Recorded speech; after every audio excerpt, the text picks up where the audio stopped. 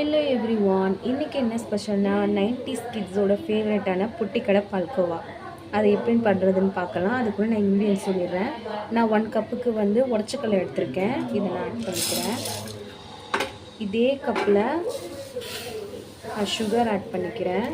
நான் ஈக்குவலாக பண்ணல, கொஞ்சம் கம்மியாக தான் சுகர் போடுறேன். இதையும் நான் ஆட் பண்ணிக்கிறேன்.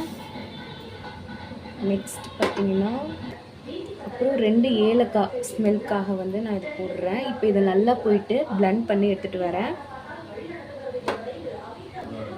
பார்த்திங்கன்னா நான் நல்லா ஃபைன் பேஸ்ட்டாக அரைச்சிட்டேன். இந்த மாதிரி இருக்கணும். இதுதான் கரெக்டான டெக்ஸ்சர். அடுத்து என்ன பண்ணலான்னு பார்க்கலாம். பேன் ஹீட் ஆகிடுச்சு. இந்த டைமில் நான் கொஞ்சம் கீ ஆட் பண்ணிக்கிறேன். கீ ஊற்றி தான் நம்ம அதை நல்லா வறுக்கணும். இப்போ அரைச்சி வச்சு இந்த பவுடரை நான் இதில் ஆட் பண்ணிக்கிறேன். இப்போ இது நல்லா வறுக்கணும். பத்தலைன்னா அப்பப்போ நெய் ஊற்றிக்கலாம். நான் இப்போ ஃபஸ்ட்டு நல்லா வறுத்துக்கலாம். எனக்கு பத்தலை, நான் எல்லா நெய்யும் இதில் ஆட் பண்ணிக்கிறேன். இப்போ இதை நல்லா மிக்ஸ் பண்ணிக்கலாம். இது நல்லா கட்டியே இல்லாமல் உடச்சி விட்டு கிண்டணும். அதுதான் நமக்கு வேலையே. அதை மட்டும் பண்ணிட்டா கரெக்டாக வரும்.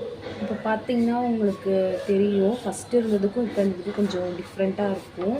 இன்னும் கொஞ்சம் இதை நல்லா இலகணும். நான் சுகர் போட்டிருக்கனால இலகி கொஞ்சம் அந்த கொலன்னு வருமா, அது வரைக்கும் நல்லா இதை கிண்டிக்கணும். அவ்வளோதான், நான் ஆஃப் பண்ணிட்டேன். இது கரெக்டான டெக்ஸ்சர் தான் இது. இதுக்கப்புறம் இதை ஷேப் கொண்டு வரணும். அது எப்படி பண்ணுறதுன்னு நான் காட்டுறேன். பார்த்திங்கன்னா நான் இந்த மாதிரி ஒரு ட்ரேயில் சைடாக வச்சுருக்கேன். இதை அப்படியே லெவல் பண்ணி ஷேப் பாக்ஸ் ஷேப்புக்கு கொண்டு வரலாம். இப்போ பார்த்திங்கன்னா நான் கரெக்டாக அந்த ஷேப்புக்கு கொண்டு வந்துட்டேன். இது சூடாக இருக்குது. ஆறுனதுக்கப்புறம் நான் பீஸ் போட்டு எப்படி இருக்குன்னு காட்டுறேன். ஃபைனலி பார்த்திங்கன்னா பால்கோவா ரெடி. செம்மையாக இருக்குது. நான் பீஸ் போட்டு வச்சுருக்கேன். நீங்களும் வீட்டில் ட்ரை பண்ணுங்கள்.